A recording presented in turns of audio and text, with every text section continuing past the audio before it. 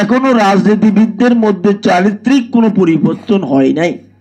এখনো সারা দেশে চাঁদাবাজি চলছে, সন্ত্রাস চলছে, দখলবাজি চলছে। হাসিনা করেছে লুট তরাজ, ব্যাংক লুট, বাংলাদেশ ব্যাংক লুট, সবকিছু লুট করেছে সে, ওর রাজনীতিও ধ্বংস করেছে। কিন্তু এখন যারা রাজনীতি করছেন তাদের মধ্যে এখনো এই চরিত্রের পরিবর্তন হয়নি। এটা দুঃখজনক। ইমাজউদ্দিন স্যার এটা চাননি। তিনি চেয়েছিলেন একটা গণতান্ত্রিক বাংলাদেশ, যে বাংলাদেশ 5ই অগস্টের অভ্যুত্থানের মাধ্যমে ছাত্রদের আকাঙ্ক্ষা ছিল। কিন্তু দুঃখের বিষয়, ছাত্ররা রাজনৈতিক দল করেছে, তারা পথভ্রষ্ট হয়ে যাচ্ছে। এটাই খুব খারাপ লাগে। আজকে ছাত্রদের বিরুদ্ধে অভিযোগ, তারা চাঁদাবাজি করে, তদবির করে, মিনিস্ট্রিতে বসে থাকে। এটা তো কাম্য নয়।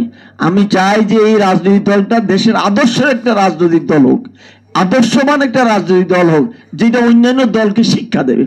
আজকে সবচেয়ে বড় দল বিএনপি। আমি বিএনপির একজন সমর্থক, ভোট দিই বিএনপিকে।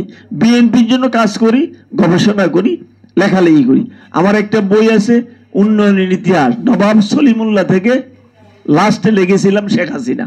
এটাকে আবার রিভাইজ করতে হবে। অর্থাৎ এই বইটি অর্থনৈতিক কর্মকাণ্ড কি করেছে এরা, এই আলোচনাটা আমি করেছি। সেখানে শেখ মুজিব আছে, বাসানি আছে, হ্যাঁ, শেখ জিয়াউর রহমান আছে, খালেদা জিয়া আছে, সবার কর্মকাণ্ড এখানে তুলে ধরেছে অর্থনৈতিক সাইডটা। তো অর্থনৈতিকভাবে আমরা এদের থেকে কি কন্ট্রিবিউশন পেয়েছি। নেক্সট একটা এডিশন করব নবাব সলিমুল্লাহ থেকে ডক্টর মোহাম্মদ ইউনুস।